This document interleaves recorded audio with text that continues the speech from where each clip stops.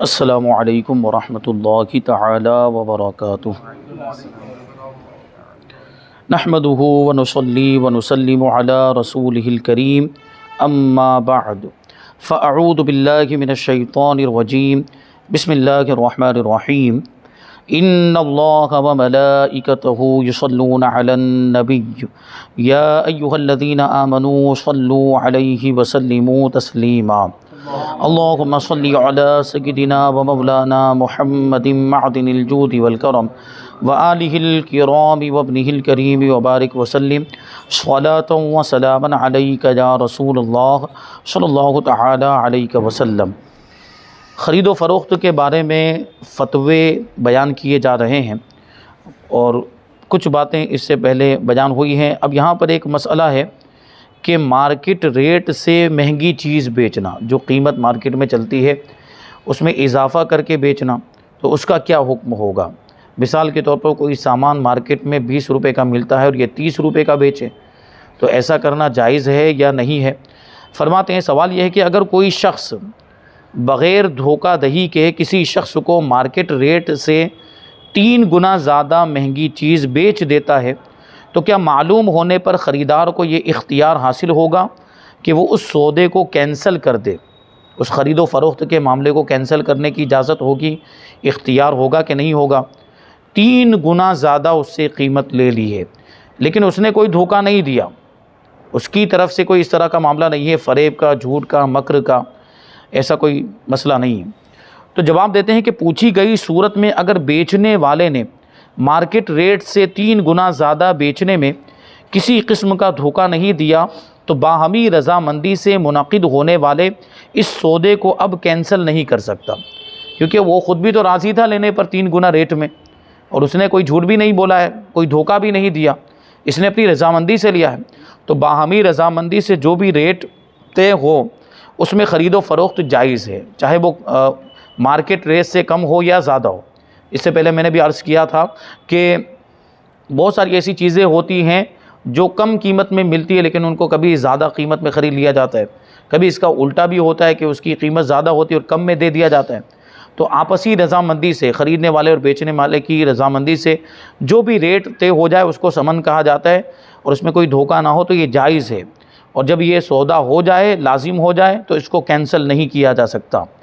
ہاں اگر دھوکے کی صورت پائی گئی تو پھر خریدار اس سودے کو کینسل کرا سکتا ہے۔ اس صورت میں دھوکے کی مثال فقہاء کرام یہ بیان فرماتے ہیں، مثلا بیچنے والا خریدار سے کہے میرے اس سامان کی اتنی قیمت ہے، یا میرا یہ سامان اتنی قیمت کے مساوی ہے، یعنی اتنی قیمت کے برابر ہے۔ بیچنے والے کی اس بات پر اعتبار کرتے ہوئے خریدار وہ چیز خرید لے، پھر اسے علم ہو، یعنی بعد میں پتہ چلے کہ بائی یعنی بیچنے والے کی بات درست نہیں ہے، اس نے جھوٹ بولا ہے اور اس چیز کی قیمت کم ہے، تو بیچنے والے کے اس دھوکے کی وجہ سے خریدار وہ چیز واپس کر سکتا ہے، جبکہ کسی اور وجہ سے شرعاً واپسی کا حق ختم نہ ہو گیا ہو۔ مطلب کیا ہے کہ اس میں کوئی تصرف نہ کیا ہو، ابھی وہ چیز لے کر آیا اور اس کو پتہ چل گیا کہ مارکیٹ میں تو اس کی قیمت کچھ اور ہے اور مجھ سے اس نے دھوکے کے طور پر زیادہ پیسے لے لیے، زیادہ قیمت لے لی ہے، تو ایسی صورت میں بغیر کچھ بھی اس میں تصرف کیے ہوئے، یعنی اس میں کچھ بھی رد و بدل نہ کرے، اس کو کچھ بھی استعمال نہ کرے، جیسی وہ چیز ہے ویسی ہی لے جا کر اس کو واپس دے دے۔ اگر اس کو استعمال کر لیا ہوگا تو پھر مسئلہ آئے گا، اس نے استعمال کیوں کیا، یا اگر وہ چیز ایسی تھی کہ استعمال کرنے کی وجہ سے ہلاک ہو جاتی ہے اور اس نے استعمال کر کے اس کو ہلاک کر دیا، تو اب چیز واپس کیا کرے گا؟ وہ چیز تو رہی ہی نہیں، تو اس چیز کا موجود ہونا ضروری ہے واپس کرنے کے لیے، اسی حالت میں جس حالت میں وہ بائے کے پاس سے لے کر آیا تھا، تب اس کو واپس کیا جا سکتا ہے، اور اس کے علاوہ بھی کوئی ایسی چیز نہیں پائی جانی چاہیے جو لوٹانے کے منافی ہے۔ لوٹانے کے منافی ہے یعنی جس کی وجہ سے لوٹانا ناجائز ہو جاتا ہے، جیسے مثال کے طور پر ابھی اس نے وہ چیز لے کر کسی دوسرے کو بیچ دی، اس کے پاس سے خرید کر کسی تیسرے آدمی کو بیچ دی، تو اس نے کیوں بیچی؟ اب اس بیچنے کی وجہ سے اب لوٹانا جائز نہیں ہے، کیونکہ اب اس کو لوٹانے کے لیے پہلے اس کے پاس سے واپس لینا پڑے گا، تیسرے آدمی کے پاس سے، اور ان دونوں کے درمیان جو معاملہ ہوا ہے دھوکے کا، وہ اس کا حق ہے، وہ تیسرے کا اس میں کیا قصور ہے؟ تو ایسی صورت میں تیسرے سے جب وہ چیز واپس لی جائے گی تو ممکن ہے اس میں اس کا کوئی ضرر ہو، اس میں اس کا کوئی نقصان ہو جائے، کیونکہ وہ تو یہ اس نے اپنی ضرورت کی وجہ سے وہ سامان خریدا ہوگا، اب اس کو دوسرے کے پاس سے وہ چیز خریدنی پڑے گی، دوسرا بائیں ڈھونڈنا پڑے گا، اس کے لیے اس کو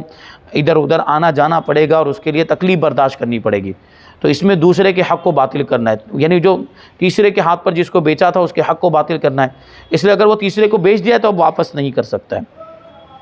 تبیین الحقائق میں ہے, یہ فقہ حنفی کی مشہور کتاب ہے, کہ جب بائع نے مشتری یعنی خریدنے والے سے کہا کہ میرے سامان کی قیمت اتنی ہے, یا یہ کہا کہ میرا سامان اتنے کے برابر ہے, خریدار نے اس پر بنا کرتے ہوئے یعنی اس پر بھروسہ کرتے ہوئے خرید لیا, پھر اس کا خلاف ظاہر ہوا, یعنی بعد میں پتہ چلا کہ اس کی تو یہ قیمت نہیں تھی, کم قیمت تھی اور مجھ کو زیادہ بتا دیا, تو بائع کے خریدار کو دھوکہ دینے کے سبب خریدار کے لیے اس بیع کو رد کرنے کا اختیار ہوگا, یعنی خرید و فروخت کے اس معاملے کو ختم کرنے کا اختیار ہوگا. اور اگر ایسا کچھ نہیں کہا تو اب بیع رد کرنے کا حق نہیں. یعنی بائع نے تو سیدھا کہا تھا کہ یہ سامان ہے, اس کو خرید لو اور اس کی یہ قیمت آپ دینا چاہیں تو دے دیں, اس نے کوئی دھوکہ نہیں دیا اور کچھ اس طرح کی بات نہیں کی کہ اس کی قیمت اتنی ہے یا اتنی قیمت کے برابر ہے, تو دھوکہ نہ ہونے کی وجہ سے اب اس کو رد نہیں کیا جا سکتا. بعض فقہاء کرام نے فرمایا کہ بیع جس طرح بھی ہو رد نہیں کر سکتے, مگر صحیح یہ ہے کہ اگر دھوکہ ہوا ہے تو رد کا حکم دیا جائے گا, ورنہ رد کا حکم نہیں ہے. دھوکہ ہونے کی صورت میں وہ چیز واپس کر سکتا ہے اور خرید و فروخت کے معاملے کو ختم کر سکتا ہے. صدر الشریعہ بدر الطریقہ مفتی محمد امجد علی اعظمی رحمۃ اللہ تعالی علیہ ارشاد فرماتے ہیں کہ کوئی چیز غبن فاحش کے ساتھ خریدی ہے. غبن فاحش کا مطلب کیا ہوا کہ بہت زیادہ دھوکہ, یعنی جس کو بہت زیادہ دھوکہ دے دیا گیا ہو خریدنے میں, یعنی بہت زیادہ قیمت بتا دی گئی مارکیٹ ریٹ کے مقابلے میں اور دھوکے سے وہ زیادہ قیمت لے لی گئی.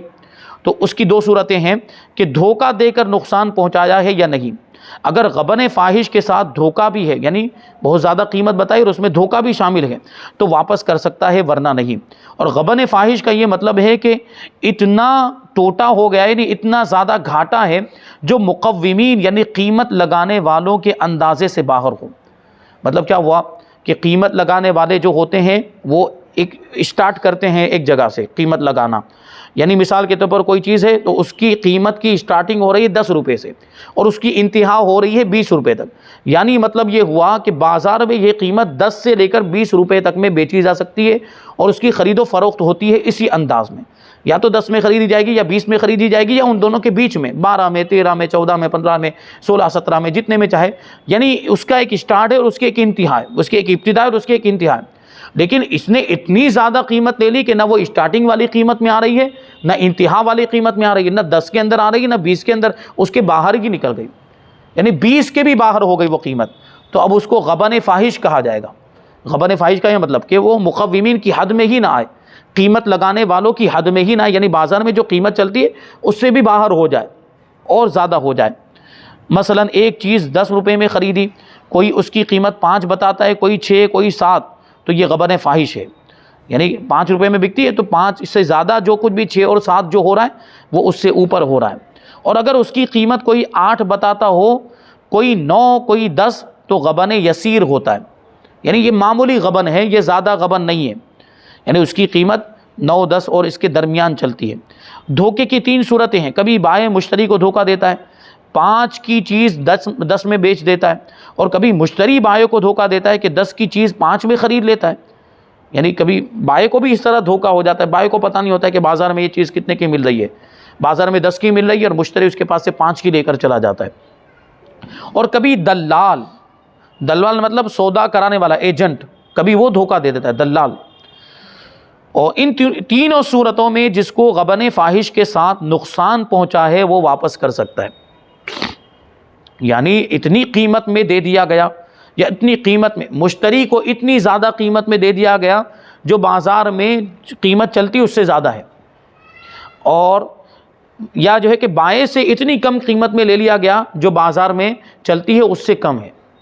یعنی جو میں نے 10 اور 20 کی مثال دی, تو بائع کے پاس سے جو سامان لے لیا گیا یعنی 10 سے بھی کم میں لے لیا گیا, تو یہ اب اس کے لیے غبن فاحش ہو جائے گا.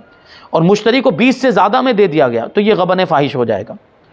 اور اگر اجنبی شخص نے دھوکہ دیا ہے تو اب واپس نہیں کر سکتا, یعنی نہ وہ بیچنے والا ہے, نہ ہی وہ خریدنے والا ہے, نہ ہی وہ بیع کا دلال ہے, یعنی ایجنٹ وغیرہ کچھ بھی نہیں, کوئی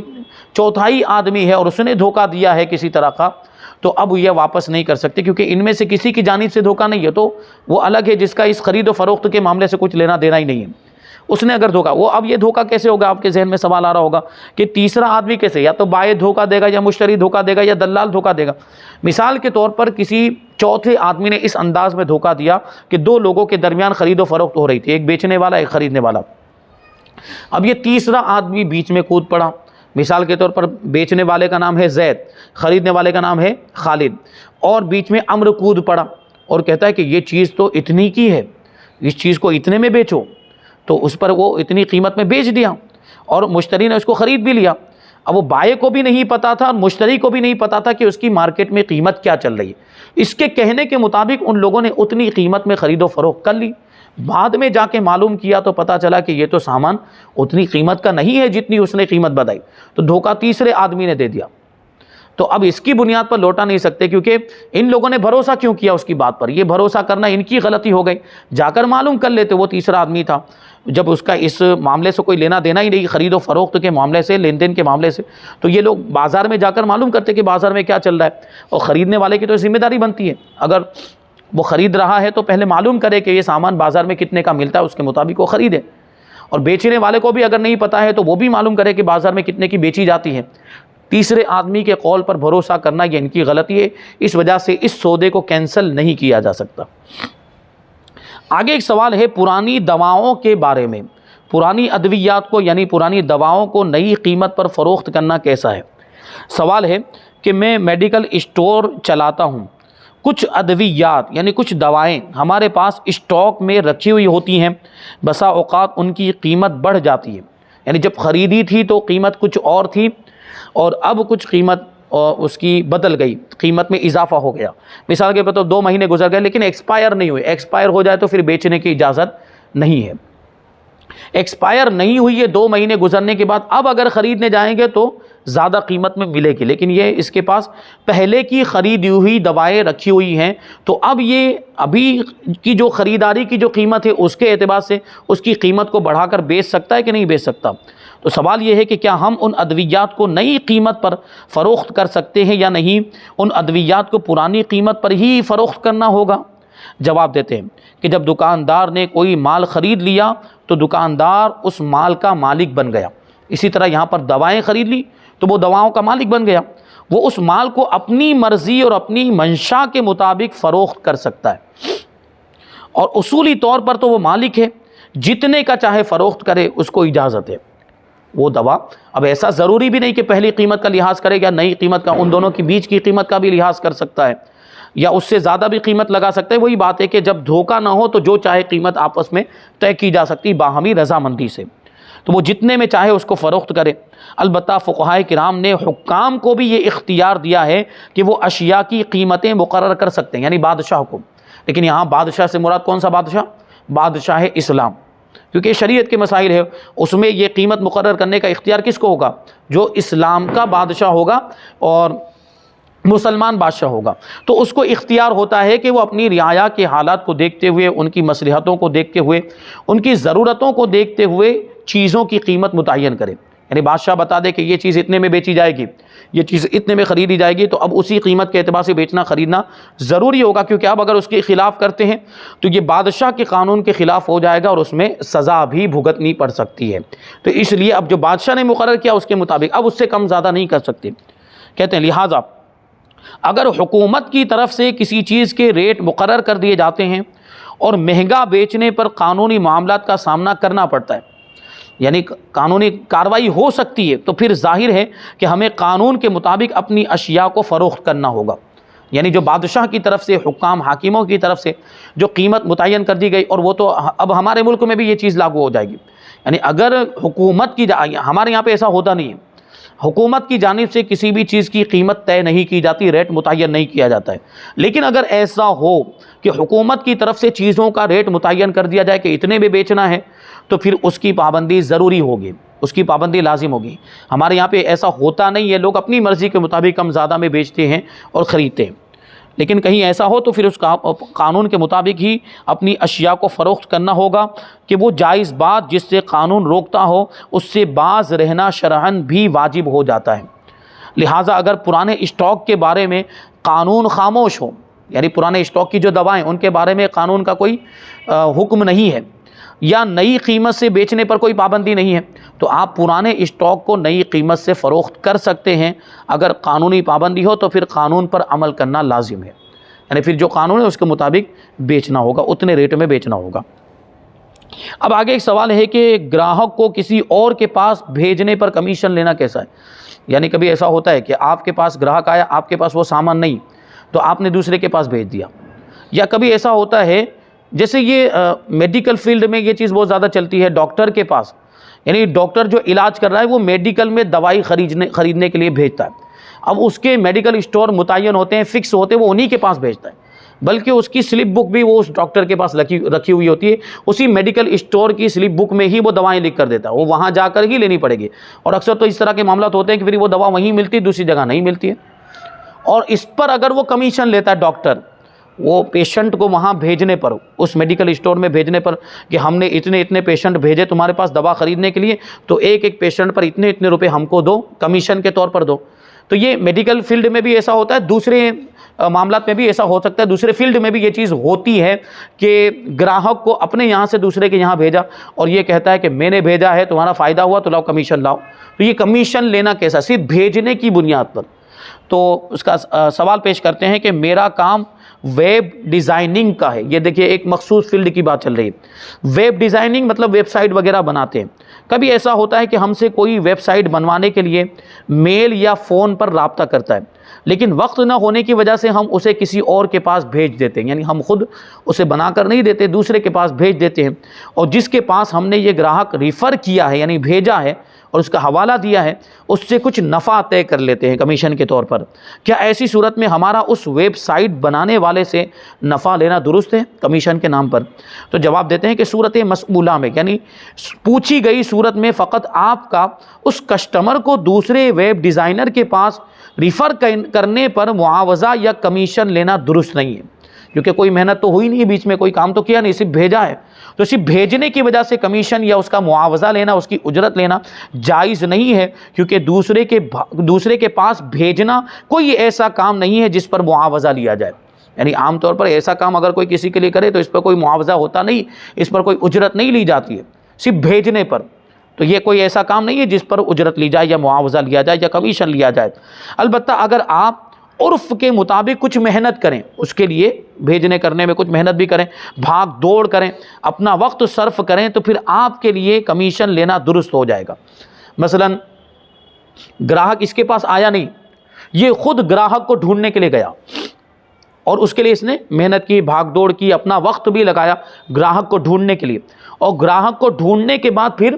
وہ دوسرے شخص کے پاس اس کو بھیجا، اور اب اس سے وہ کمیشن طے کر کے، جو عرف ہے، جس کا عرف ہے جتنا کمیشن اتنے کام پر لیا جاتا ہے، وہ کمیشن طے ہوا، تو اب یہ اپنی محنت کی اجرت لے سکتا ہے، یہ اس کی محنت کی اجرت ہوگی جو اس نے بھاگ دوڑ کی اور اپنا وقت صرف کیا ہے اور جو محنت کی، تو اس میں لے سکتا۔ اور ایسا ہوتا بھی ہے جیسے کہ وہ اس سے پہلے جو سوال و جواب کا پروگرام ہوا تھا لمبایت میں، اس میں ایسا مسئلہ بھی آیا کہ کسٹمر ڈھونڈ کر لا کر دیتے ہیں، اور سیٹ سے پھر اس سے ایک کسٹمر کے اوپر وہ کمیشن کے طور پر کچھ مخصوص رقم لیتے ہیں۔ تو اس کے لیے اگر محنت کی ہے، بھاگ دوڑ کی ہے، کسٹمر کو ڈھونڈنے میں، تلاش کرنے میں اپنا وقت بھی صرف کیا ہے، تو اس میں جو عام طور پر جو اجرت طے کی جاتی ہے اتنی اجرت وہ لے سکتا ہے کمیشن کے طور پر، یہ جائز ہے۔ محض زبانی جمع خرچ کو، یعنی صرف زبانی گفتگو ہوئی ہے، پھر زبان سے ہی اس نے کسٹمر کو بھیج دیا بول کر کے چاہو وہاں چلے جاؤ، فقہاء کرام نے اس مسئلے میں اس کو قابل معاوضہ کام میں شمار نہیں کیا ہے۔ صرف زبانی بولنے کو، جس میں کوئی محنت نہ ہو، کوئی بھاگ دوڑ نہ ہو، تو اس کی بنیاد پر وہ معاوضہ نہیں لے سکتا ہے، وہ کمیشن بھی نہیں لے سکتا ہے۔ تو یہاں پر چونکہ کمیشن کی بات آئی ہے، تو کمیشن کا ایک اور مسئلہ ہے جو ایجنٹ لوگ کمیشن لیتے ہیں گراہک مہیا کرنے پر، اور کبھی دونوں پارٹیوں سے وہ کمیشن لے لیتے ہیں، یعنی خریدار پارٹی سے بھی لے لیتے، بیچنے والی پارٹی سے بھی لے لیتے، تو کیا ایسا کرنا درست ہے؟ دونوں سے کمیشن لینا، اس کا کیا حکم ہوگا، اس کو آگے بیان کریں گے۔ اور دو طرفہ بروکری وہی آگے آئے گا، یہ کمیشن لینا اور دلالی لینا اور ایجنٹ کا کام کرنا کیسا ہے، انشاءاللہ تبارک و تعالیٰ اس کو ہم آئندہ درس میں شامل کریں گے۔ اللہ تبارک و تعالیٰ کی بارگاہ میں دعا ہے کہ جو کچھ بھی بیان ہوا اس پر ہم سب کو عمل کرنے کی توفیق عطا فرمائے۔ وما علینا الا البلاغ۔ السلام علیکم۔